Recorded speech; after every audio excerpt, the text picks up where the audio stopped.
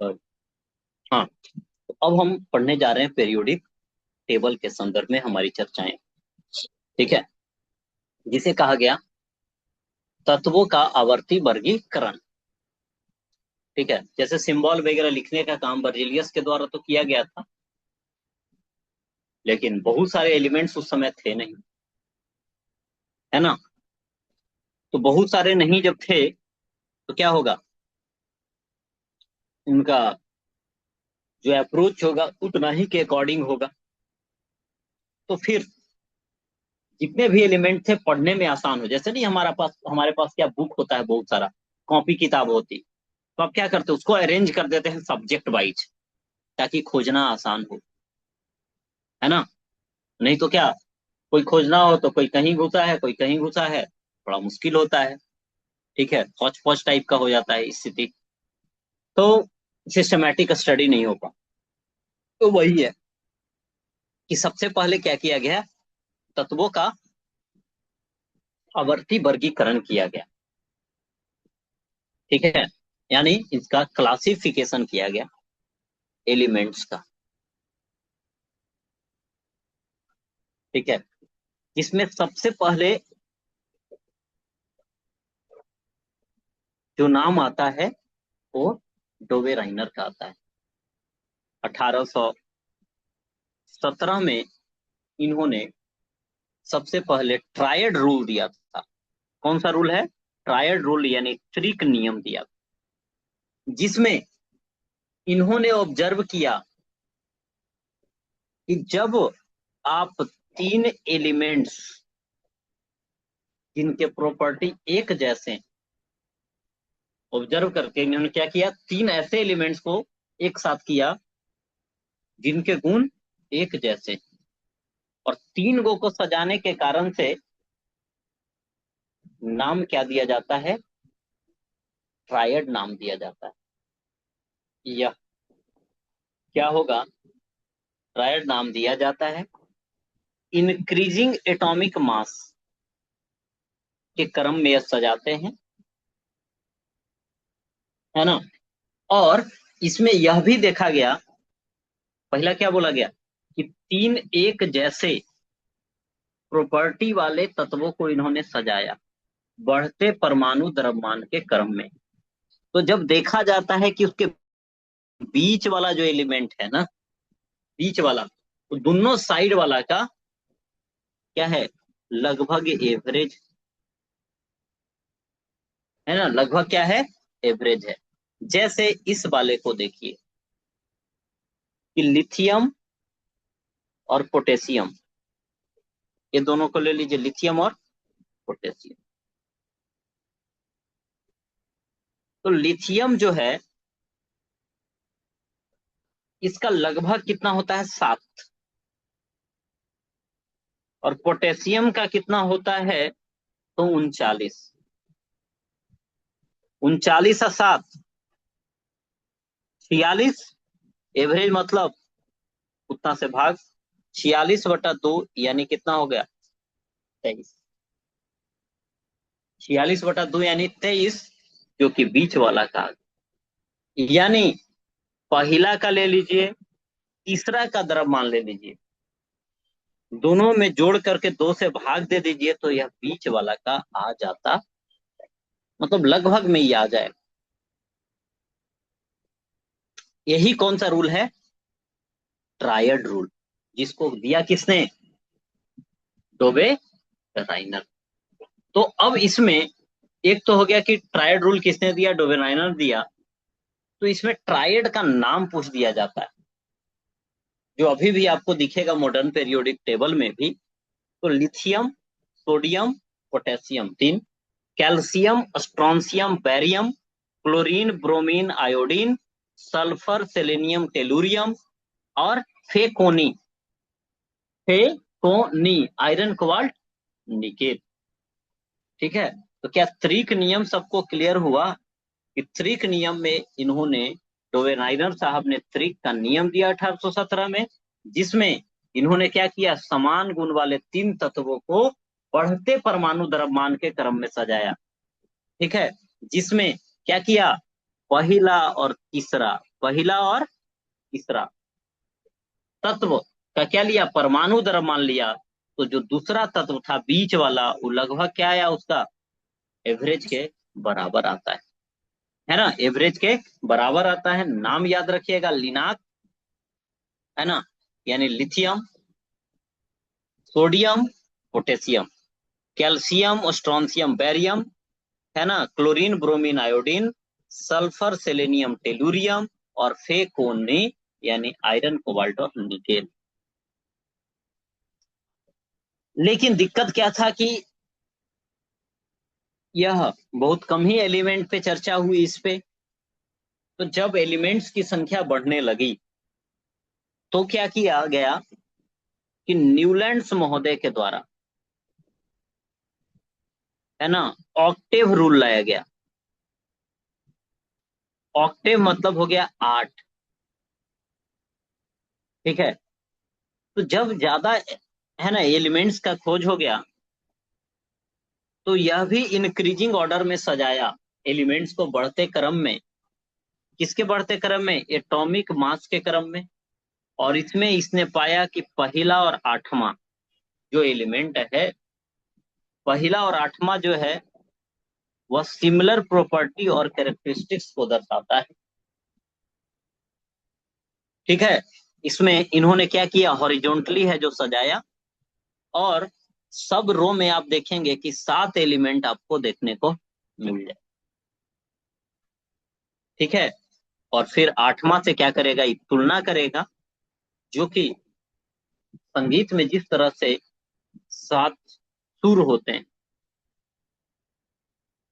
सा, रे, गा, मा, प, द, नी, और फिर सा आ जाएगा। तो यह जो है पहला और आठवां, उसमें क्या था, पहला और मतलब तीन गो को सजाया, अब पहला और तीसरा का एवरेज लिया तो बीच वाला का आ गया, ये था ट्रायड। लेकिन न्यूलैंड वाला जो है वो क्या किया, 7 गो को सजाया सारे गामा पौधानी पर, और फिर नी के बाद फिर से सा आएगा, रिपीट हो जाएगा। तो पहला और आठवां क्या होगा, सेम आ जाएगा, ठीक है।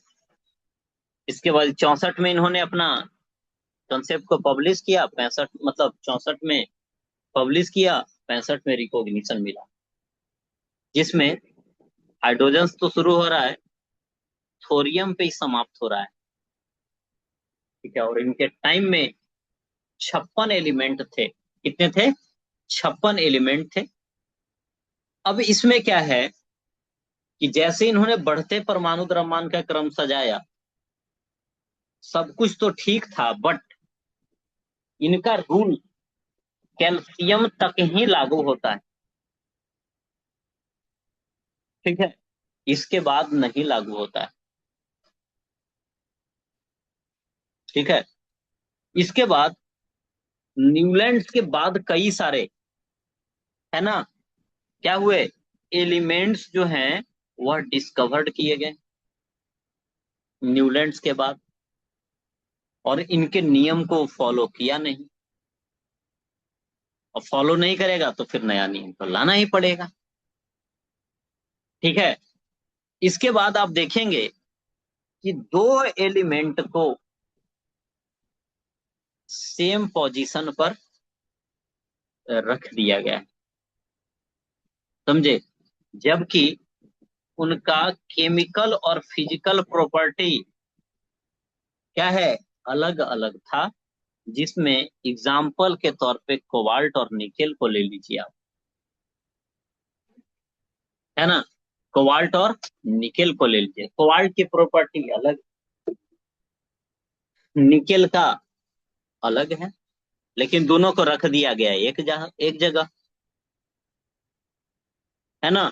साथ ही इसमें नोबेल गैस यानी अक्रिय जो गैस है, इनके लिए कोई जगह दिया ही नहीं गया।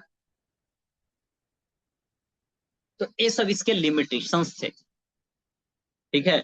जैसे आप देखेंगे तो इसमें न्यूलैंड महोदय ने क्या बोला, क्या बोला बोलो, पहला परमाणु के बढ़ते क्रम में सजाया। कहा कि पहला और आठवां का गुण और विशेषता एक जैसा होगा, है ना। प्रत्येक पंक्ति में कितने को रखा? 7 को। तुलना किससे किया? संगीत के 8 सुर से। प्रकाशित किया 1864 में। 65 में इसको मान्यता मिलती है। पहला तत्व हाइड्रोजन है, तो अंतिम कौन है? थोरियम। इनके टाइम में 56 एलिमेंट थे। अब देखिए इसमें ये हाइड्रोजन से शुरू हो रहा है। Hydrogen, helium, beryllium, boron, carbon, है ना, नाइट्रोजन, ऑक्सीजन, क्लोरीन। तो देख रहे हैं नियोन के लिए कोई स्थान ही नहीं है, हीलियम के लिए कोई स्थान ही नहीं। ठीक है। अच्छा, इसमें देखेंगे सा रे गा मा पा दा नी। अब फिर से सा आ जाएगा, तो इट मीन्स कि ई हाइड्रोजन है। 1 2 3 4 5 6 7, 7 हो गया। फिर आठवां यहीं आ जाएगा। इसका मतलब ये जो पहला है और आठवां है, ये दोनों क्या होगा? दोनों का गुण समान होगा। यही बात इन्होंने किया। इनके टाइम में कितने? 56 एलिमेंट थे। एक साथ कितने को रखा? 7 को रखा। 56 एलिमेंट। लेकिन कमी कहाँ हो गई कि जो ये बोल रहे हैं कि पहला कहीं से ले लीजिए, जैसे यहाँ यहाँ से शुरू किए थे 1 2 3 4 5 6 7 और आठवां, पहला और आठवां सेम। तो कुछ हद तक सही है, लेकिन दिक्कत क्या है? कैल्शियम के बाद लागू नहीं होता। ये कैल्शियम तक ही लागू होता, पहला लिमिटेशन। दूसरा लिमिटेशन क्या है कि दो गो, देख रहे हैं, एक के साथ रख दिया गया। तब कैसे कहते हैं कि क्लोरीन के साथ इसका इसका गुण मिल जाएगा, है ना। समझ रहे हो बात को? ये मेटल है, कोबाल्ट और निकेल। आपने रख दिया है क्या? क्लोरीन के साथ। बड़ा गड़बड़ बात है ना, बड़ा गड़बड़ बात है। तो कोबाल्ट और निकेल का स्थान गड़बड़। दूसरी लिमिटेशन हो गई। तीसरी बात करें तो इसके बाद जो एलिमेंट आए उसके लिए कोई जगह नहीं है। इनर्ट गैस के लिए कोई जगह नहीं। तो क्या क्या ये लागू कब तक? कैल्शियम तक, है ना। एक ही साथ दो दो एलिमेंट को रख दिया जाना। तीसरी बात, किसके लिए? इनर्ट गैस के लिए कोई स्थान नहीं रखना। चौथी बात, न्यू एलिमेंट्स के लिए कोई स्थान नहीं रखना। यह इनकी क्या बन जाती है? लिमिटेशन, है ना। इनकी लिमिटेशन बन जाती है।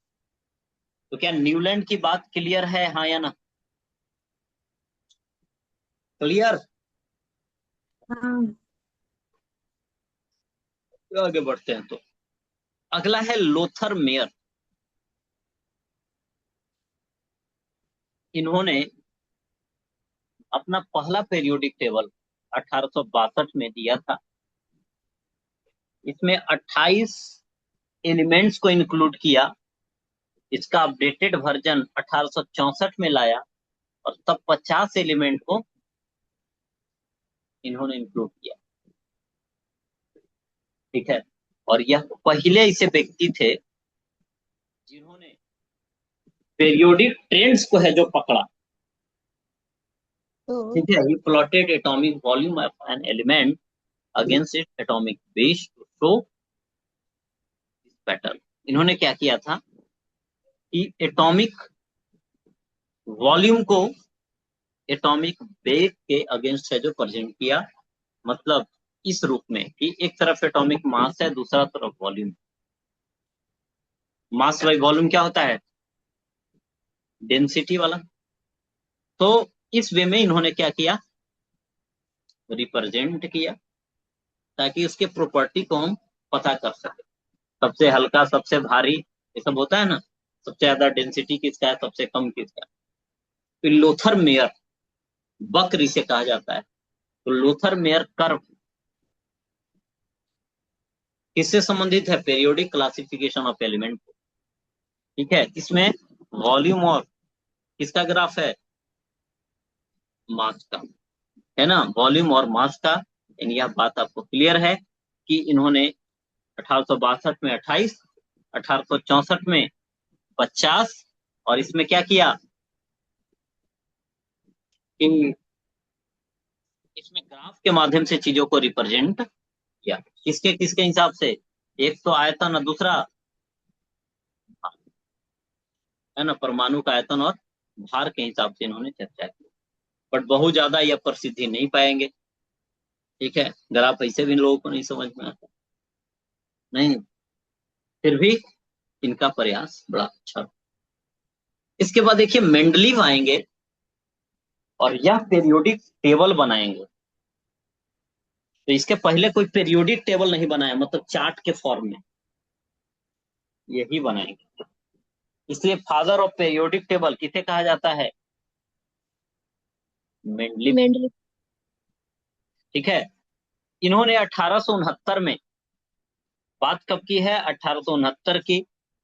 मेंडलीव ने क्या किया, है ना, पीरियोडिक टेबल को बनाया और इसे फादर ऑफ पीरियोडिक टेबल के नाम से जाना जाता है। इन्होंने 63 एलिमेंट्स को क्या किया? अरेंज किया। किसके? एटॉमिक मास के क्रम में, बढ़ते हुए परमाणु द्रव्यमान के क्रम में सजाते हैं। और ये 8 ग्रुप और 7 को पीरियड रखे, माने 8 गो खड़ा वाला और 7 गो पड़ा वाला, है ना। 8 गो खड़ा वाला को ग्रुप और पड़ा वाला को पीरियड कहते हैं, है ना। तो 8 खड़ा वाला 7 पड़ा वाला, इन्होंने क्या किया? डिवाइड किया अपने टेबल को। ठीक है, तो इसमें आप देखेंगे कि कहा कि जो भी है ना एलिमेंट, किसी का फिजिकल और केमिकल जो प्रॉपर्टी होता है वो क्या होता है? पीरियोडिक फंक्शन होता है अपने एटॉमिक मासेस का। इसका मीनिंग है कि वेन एलिमेंट्स आर अरेंज्ड किया जाता है इनको एटॉमिक मास के क्रम में, तो element with similar property repeat themselves a greater regular interval. ठीक है, यानी सिंपल सी बात है कि जब इनको आप क्या करते हैं, एटॉमिक मास के क्रम में सजा देते हैं, तो क्या होता है? एटॉमिक मास के क्रम में जब आप सजा देते हैं तो क्या होता है? एक इंटरवल के बाद वो अपना सेम प्रॉपर्टी शो करता। ठीक है, इसके बाद है जो आप देखेंगे कि कुछ इनकी उपलब्धियां रही, लेकिन उससे पहले जैसे देखो इस वाले को क्या बोले? 8 गो खड़ा वाला, 1 2 3 4 5 6 7, आई दोनों तीनों एक साथ है, ये कितने हो गए? 8 वाला। अच्छा, पड़ा वाला कितने? 7, 1 2 3, लो गड़बड़ गड़बड़ जगह जा रहा है। 1 2 3 4 5 6 और नीचे 7। तो पड़ा वाला 7, खड़ा वाला 8, पड़ा वाला को कहेंगे पेरियोड, खड़ा वाला को कहेंगे ग्रुप। तो ग्रुप की संख्या कितनी? 8। सात। पेरियोड की संख्या कितनी? सात। मेंडलिव में 7। और अभी भी मॉडर्न वाले में भी 7 ही है। इसकी अच्छी बात क्या है ना, खाली खाली जगह इन्होंने छोड़ दिया था। ये खाली खाली जगह छोड़ दिए थे। न्यूलैंड्स ऐसा कुछ नहीं किया, है ना। इनका अनुमान था कि नया तत्व आएगा, और जब नया आएगा तो इनको खाली जगह पे रखा जाएगा, और जब उनका खोज हुआ तो सही में वही जगह पे रखा गया। ठीक है, साथ ही कह दिया था इन्होंने कि कोई नया आइडिया आएगा ना, इनर्ट गैस जैसा, है ना, कोई कंसेप्ट या कुछ एकदम अलग गुण वाला, तो अलग गुण वाला जब आएगा तो इनको कहाँ रखा जाएगा? एक अलग जगह पे रख दिया जाए। लेकिन इसकी भी क्या लिमिटेशंस थी? आप देखेंगे, क्या देखेंगे कि पहला बात कि जो हाइड्रोजन है इसको दो दो जगह रख दिया जाता है। अब हाइड्रोजन जो है क्या है, नॉन मेटल है। ठीक है, तो इसको हवा इधर भी खिलाया जा रहा था और यहां भी खिलाया जा रहा था मेटल के साथ। समझे? तो पहला गड़बड़ी हो गया कि हाइड्रोजन का स्थान। इसके बाद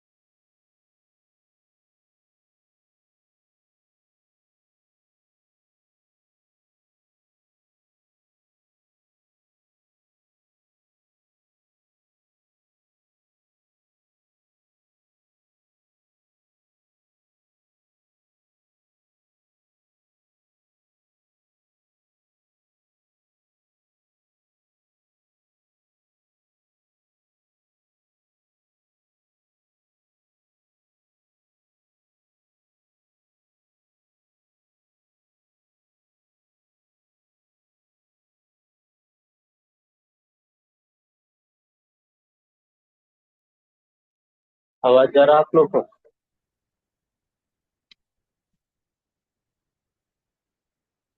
बोल करके कंफर्म कीजिए। हाँ। चलिए, इंटरनेट का इशू हो गया था इसके कारण से।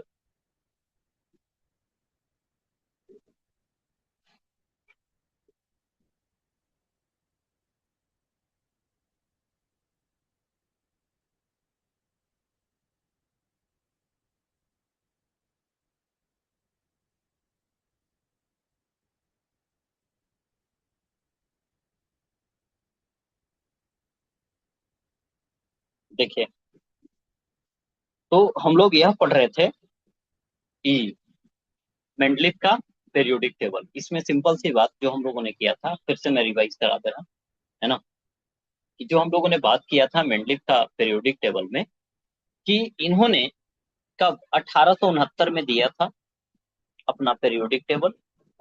यह पहली बार पीरियोडिक टेबल दिए है। प्रयास तो कई लोगों का था, लेकिन पीरियोडिक टेबल के रूप में इन्होंने ही सजाया। तो इसलिए इन्हें पीरियोडिक टेबल का क्या कहा जाता है? फादर कहा जाता है। पीरियोडिक टेबल का फादर के नाम से इन्हें क्या किया जाता है? जाना जाता है। इनके टाइम में 63 क्या थे? एलिमेंट्स थे। कितने एलिमेंट्स? 63 एलिमेंट्स थे, यानी 63, जिसमें 8 आपका ग्रुप होगा और 7 क्या होगा? पीरियड होगा। पीरियड मतलब पड़ा वाला, ग्रुप मतलब यानी समूह मतलब खड़ा वाला, खड़ा वाला 8 लोग। ठीक है, इन्होंने क्या किया था कि तत्वों को परमाणु द्रव्यमान के बढ़ते क्रम में सजाया। सब अभी तक आ रहा है परमाणु द्रव्यमान के क्रम में ही सजा। जिनका कहना यह था कि तत्वों के भौतिक और रासायनिक गुण उनके द्रव्यमान के, उनके परमाणु द्रव्यमान के आवर्त फलन होते हैं। यानी सिंपल सा है, कहने का मीनिंग यह है क्या, कि फिजिकल और केमिकल प्रॉपर्टी जो होते हैं एलिमेंट्स के, वह किसी खास पीरियड के बाद रिपीट करते रहते हैं। ठीक है, लेकिन आप देखेंगे कि इनका परमाणु द्रव्यमान का क्रम ही फेल हो जाता है। ठीक है, इन्होंने क्या किया, उस समय के हिसाब से अच्छा प्रयास किया, उसी के बेस पे नया वाला पीरियोडिक टेबल बन पाया, नहीं तो नहीं बन पाता। ठीक है, तो इन्होंने क्या किया था, कुछ खाली स्थान रख दिए थे। न्यूलैंड जैसा नहीं थे कि अब नया तत्व भी नहीं खोज होगा। उनका ऐसा अनुमान ही था कि जितना है बस उतना ही रहेगा इस दुनिया में चीजें। तो नए तत्वों का क्या होगा? खोज। किसके टाइम? न्यूलैंड के बाद। तो न्यूलैंड की कमियों को तो इन्होंने दूर किया ही, ये खाली स्थान छोड़ दिया, इनर्ट गैस के लिए भी जगह छोड़ दिया था। लेकिन इसमें दिक्कत यह आई गई, क्या आ गई, कि हाइड्रोजन का स्थान फिक्स नहीं था, परमाणु द्रव्यमान का बढ़ते क्रम पालन नहीं हो पाता है। ठीक है, इसके बाद एक ही समूह में ऐसे तत्वों को रख दिया गया जिनका गुण ही नहीं मिल रहा है, और लैंथेनाइड और एक्टिनाइड्स उस समय शामिल नहीं किया गया, जो कि मॉडर्न पीरियोडिक टेबल में देखने को मिलते हैं। अब जैसे देखिए, परमाणु द्रव्यमान का बढ़ते क्रम कैसे लागू नहीं होता है। यहाँ पे आप एक चीज देखिएगा कि क्या है, यह क्या है? पोटेशियम, पोटेशियम का 39, कैल्शियम का 40, इसके पहले जो 18 है, 18 का क्या होता है? 18 जो हम देखते, तो इसका 39.1 पार कर जाता है, लगभग 40 के पास चला जाता है। तो 40, फिर 39, फिर 40, है ना। तो नॉर्मली देखेंगे तो यहीं पे चीजें क्या हो जाती है? गड़बड़। ठीक है, उसका सबसे अच्छा एग्जाम्पल आपको यहाँ दिख जाएगा। दिख रहा है? हल्का दिख रहा होगा, थोड़ा ब्लर जा रहा होगा। 55.9, फिर देखिए 58.9। तो 58.9 के बाद क्या 7 आना चाहिए? नहीं आना चाहिए। यानी इनका बढ़ते परमाणु द्रव्यमान का क्रम क्या हो जाता है?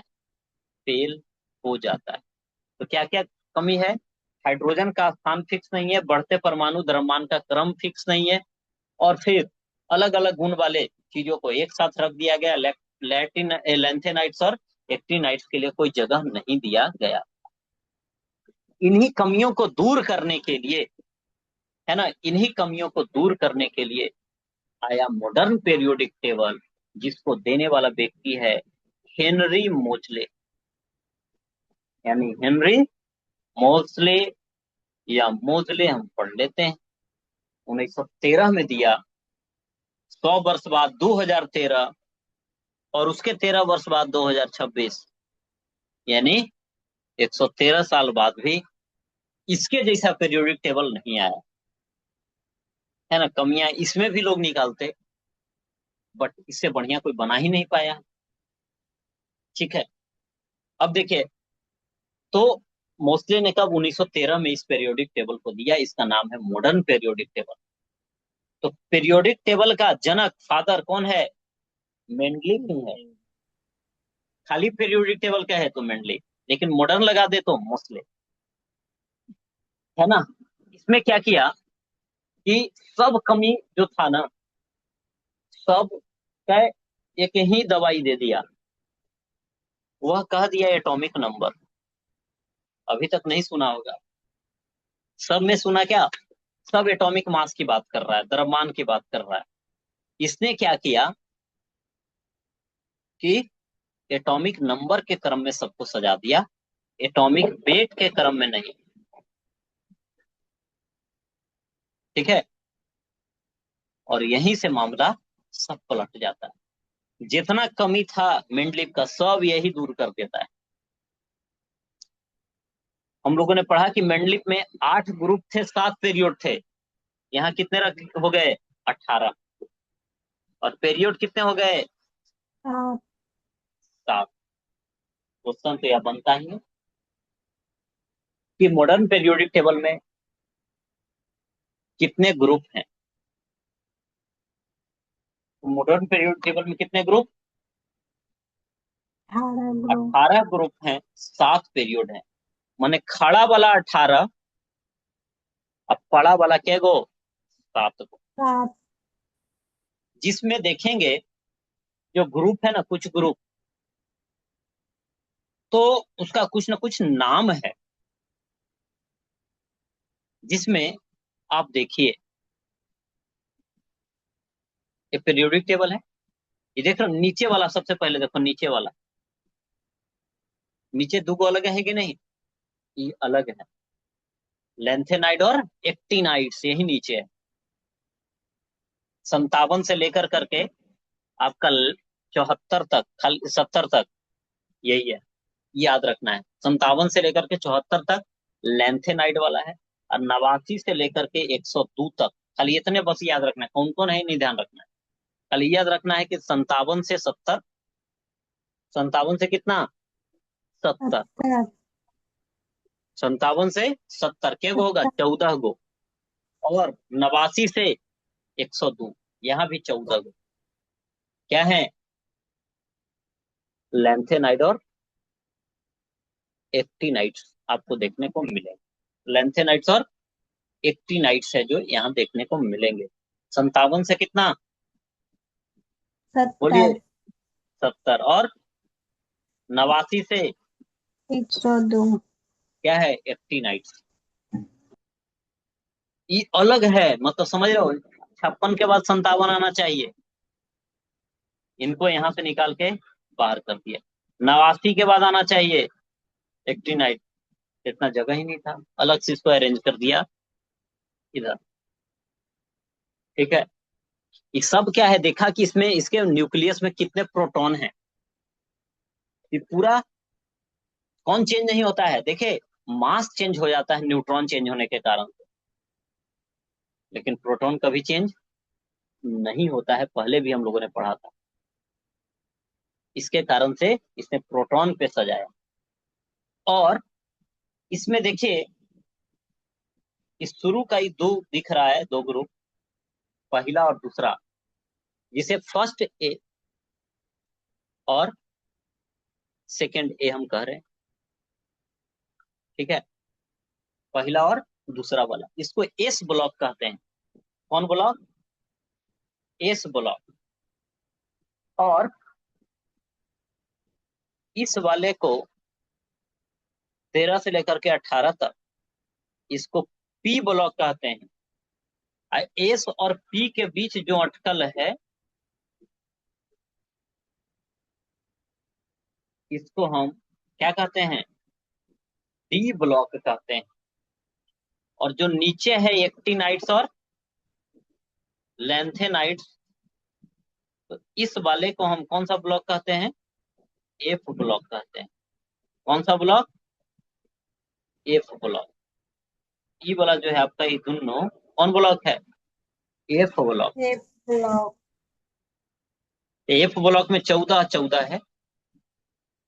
ठीक है, कितने? 28। इसमें देखेंगे एस ब्लॉक में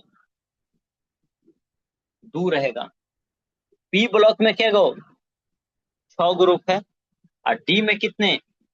10। तो देख लो, 2 हो गया किसमें? एस में। 10 हो गया डी में। 10 और 2 12। अब पी में 6, तो 12 6 18। टोटल 18 क्या है? ग्रुप है। ग्रुप्स हैं। शुरू वाला 2 को एस ब्लॉक, बीच वाला 10 को डी ब्लॉक, और लास्ट वाला 6 को बी बी ब्लॉक ब्लॉक। कहते हैं। ठीक है, जिसमें, अच्छा, इसी में से देखोगे निकाल के नीचे रख दिया गया है, उसका नाम है एफ ब्लॉक।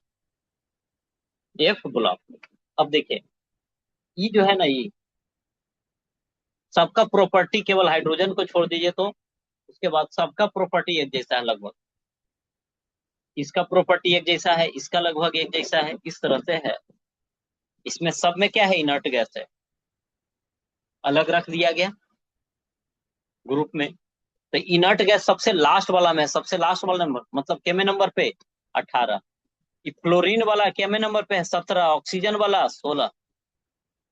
नाइट्रोजन वाला, फास्फोरस वाला 15 पे। कार्बन सिलिकॉन वाला, तो इसी से याद रखोगे नहीं, एटॉमिक नंबर वहां से। सिलिकॉन का 14 है, 14 वाला में है। एल्युमिनियम 13 वाले। ठीक है, अब देखिए, तो एस ब्लॉक में पहला और दूसरा है ग्रुप, 2 ग्रुप। पहला को कहते हैं अल्कली मेटल। पहला को क्या कहते हैं? अल्कली। दूसरा को अल्कलाइन अर्थ मेटल।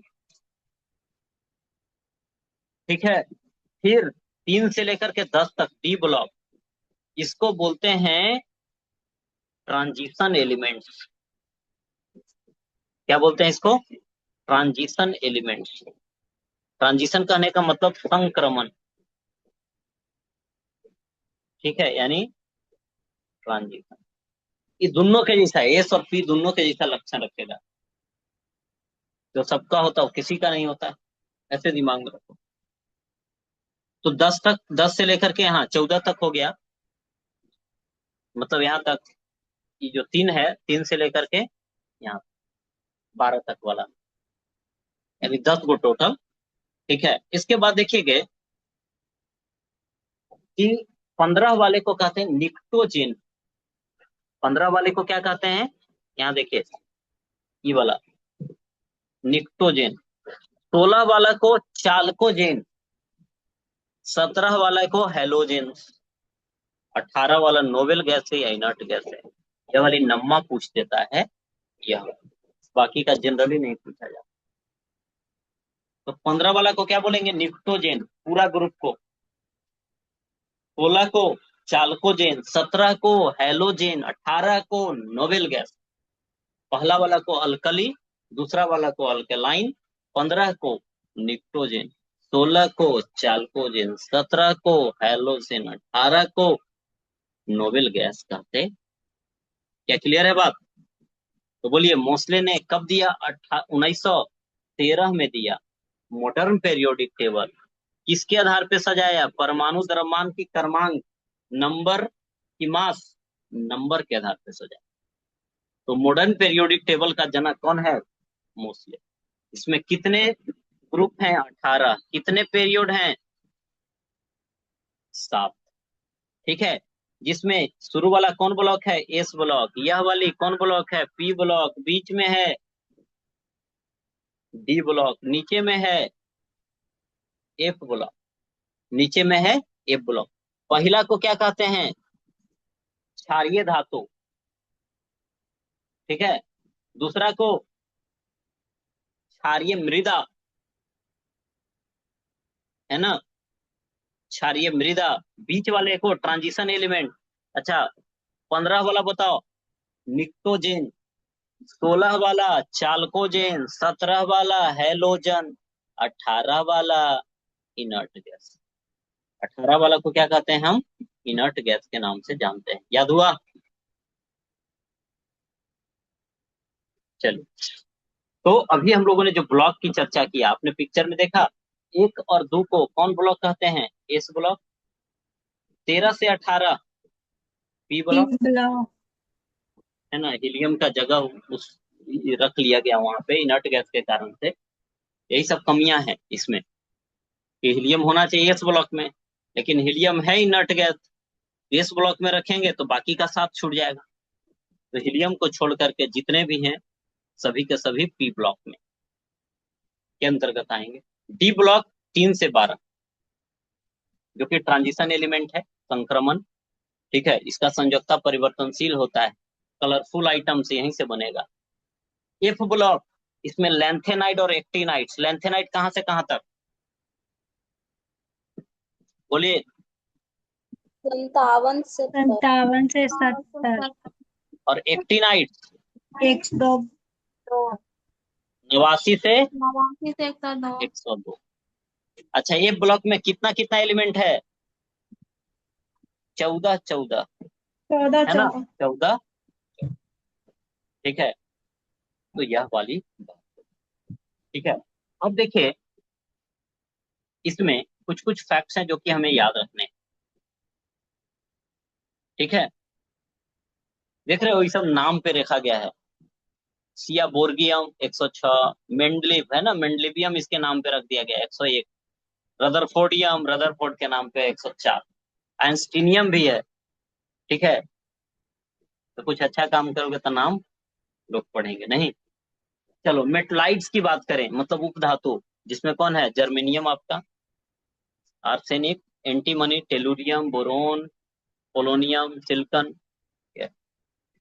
तो सिलिकन आपका क्या है? जर्मेनियम। ये सब चिप्स जानते हो? चिप्स, सेमीकंडक्टर में इन सब का इस्तेमाल किया जाता है। नेचुरली जो है, नेचुरल 94 है। अभी हम लोग बात करते हैं 118 तक की। इसका मतलब बाकी बनाया गया है। और पहला मैनमेड कौन बनाया है? टेक्नीशियम बनाया गया है। और ये क्वेश्चन में पूछा हुआ है ना, बीपीएससी पिछले या पिछले बार पूछा है ऐसा। ठीक है, 43 वाला टेक्नीशियम, पहला manmade element technetium. Heaviest naturally occurring, सबसे नेचुरल और हैवीएस्ट हो तो यूरेनियम है, 92 वाला। अच्छा, ये पढ़े थे नेचुरल वाला यूरेनियम 238 ज्यादा मात्रा में होता है, लेकिन पढ़े किसमें? परमाणु भट्टी में किसका इस्तेमाल होगा? 235 वाला। अच्छा, सबसे ज्यादा डेंसिटी की बात करें, ओस्मियम है। अब वैलेंस इलेक्ट्रॉन तो पढ़ चुके हैं, जो सबसे बाहरी कक्षा में पाया जाता है। क्लियर? तो बोलो, एस ब्लॉक 1 और 2 को 13 से 18, पी ब्लॉक, डी ब्लॉक 3 से 12, एफ ब्लॉक जो नीचे है, इंटरनल ट्रांजिशन एलिमेंट लैंथेनाइट और एक्टिनाइट। लैंथेनाइट कब से? 57 से 57 से 70। 70। एक्टिनाइट 89 से 102। 102। 102, है ना। ये सब क्या है? सभी के सभी सब मेटल हैं, है ना। प्राकृतिक रूप से कितने एलिमेंट पाए जाते हैं? कितने? 94। 94। ठीक है, मानव सबसे पहले किसे को बनाया गया? मानव निर्मित है, टेक्नीशियम को। सबसे भारी प्राकृतिक रूप से कौन पाया जाता है? यूरेनियम। यूरेनियम। सबसे ज्यादा डेंसिटी घनत्व ऑस्मियम ऑस्मियम। का। संयोजी इलेक्ट्रॉन किसको कहते हैं? जो सबसे बाहरी कक्षा में पाया जाता। ठीक है, अब देखो ग्रुप ए। तो ग्रुप ए जो खड़ा वाला है, इसमें कौन है? इसको याद करने के लिए अलग अलग ट्रिक लोग अपनाते हैं, वो अलग बात है। हम लोग भी याद किए थे 11th में, हेलिना के रब से फरियाद। ठीक है, तो हाइड्रोजन है, हीलियम है, फिर सोडियम है, फिर पोटेशियम, रुबिडियम, सीजियम, फ्रांसियम, जो कि क्या है, सभी के सभी, सभी के सभी इसका नाम क्या है बोलो। सबसे पहले क्षारीय मृदा, सॉरी क्षारीय धातु यानी एल्कली मेटल है। और एल्केलाइन क्या होगा, दूसरे नंबर वाला। फिर 13 में देखो, बाल गंगाधर इंडियन तिलक करके याद करते हैं, बाल गंगाधर इंडियन तिलक, यानी क्या, boron, aluminium, gallium, indium, thallium, इस तरह से। ठीक है, इसमें क्या है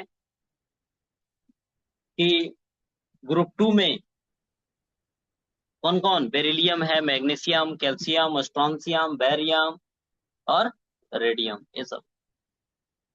ग्रुप 14 में कौन है, carbon, silicon, germanium, tin, lead, ये सब है। ठीक है, हम लोग याद किए थे क्या, काशी जी में गणेश शंकर पार्वती। ठीक है, इसका बताया क्या, बाल गंगाधर इंडियन तिलक, इस वाले का बेटा मांगे, है ना, कन्या, सुंदर कन्या बाप रोए, इस तरह का याद किया गया था।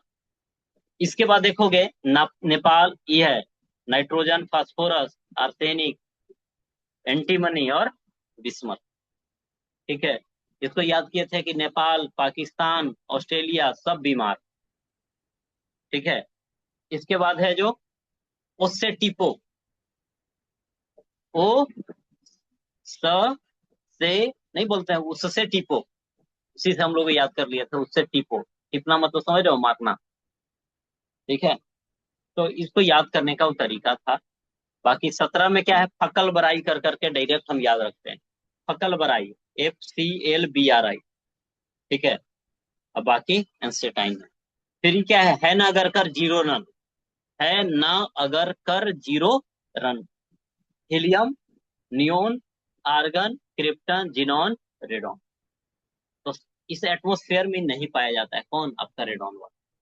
ठीक है, सबसे हल्का कौन है, हीलियम, इनर्ट गैस। और सबसे ज्यादा कौन इस एटमॉस्फेयर में होता है, आर्गन, अर्गन। आर्गन। ठीक है, बाकी लेंथेनाइड और एक्टिनाइड की बात करें, तो लेंथेनाइड में हम लोगों ने बात किया कि लेंथेनाइड ही छठे में है, और एक्टिनाइड किस में है, 7वें में। ठीक है, तो क्वेश्चन यह पूछा जाता है ना कि सबसे बड़ा वाला पीरियड, तो पीरियड मतलब पड़ा वाला, सबसे बड़ा पड़ा वाला कौन है। ठीक है, ये देख रहे हैं, छठा है ना, ये छठा सबसे बड़ा है, क्योंकि 7वां भी तो उतना ही भरा हुआ है। इसमें 7वां में क्या किया गया ना, सब भरा गया है, बना बना करके। लेकिन छठा वाला में क्या है, नेचुरली है, क्योंकि आप देख रहे होंगे 18 को तो सीधा है, ये भरा हुआ, यहीं से इसको निकाल दिया गया, 18, 14, 32 वर्ष। तो सबसे बड़ा यदि पूछे ना, तो आंसर लगाना है पीरियड नंबर 1, और सबसे छोटा में कौन है, सॉरी सबसे छोटा में पीरियड नंबर 1, और सबसे बड़ा पूछे तो कौन, पीरियड ए नंबर क्या लगाना है, आंसर आपको 6 लगाना है। क्लियर है बात, चलिए, इतनी बात क्लियर है। तो लेंथेनाइड और एक्टिनाइड, यह एफ ब्लॉक का एलिमेंट आपको देखने को मिले। ठीक है, एफ ब्लॉक का एलिमेंट आपको देखने को मिल जाए। ठीक है, चलिए अब आगे बढ़ते हैं हम लोग। ठीक है, अब इसमें हमने थोड़ा पढ़ना है क्या, ये वाली पार्ट, ये वाला पार्ट फ्रेश माइंड से पढ़ेंगे तो ज्यादा अच्छा हो, है ना, ट्रेंड्स इन पीरियोडिक टेबल। तो हमें ऐसा लगता है कि इसको शाम में पढ़ लिया जाए। ठीक है, हड़बड़ हड़बड़ करेंगे तो फिर गड़बड़ गड़बड़ हो जाएगा, कहाँ वैलेंसी बढ़ेगा कहाँ घटेगा, तो इस वाले को हम लोग शाम में पढ़ लेते हैं।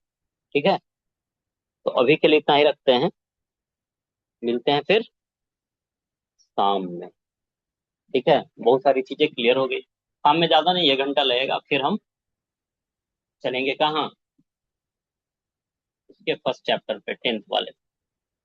10th में ही पढ़ना है ये वाली भी, ठीक है। केमिकल रिएक्शन और इक्वेशन वाला पढ़ेंगे, तो एटलीस्ट उसको खत्म कर लेंगे। ऐसे तो कोशिश होगा कि एसिड बेस तक आज रात में चीजें कंप्लीट हो जाए, ठीक है। चलिए, तो मिलते हैं फिर शाम में, तब तक के लिए बाय, थैंक यू।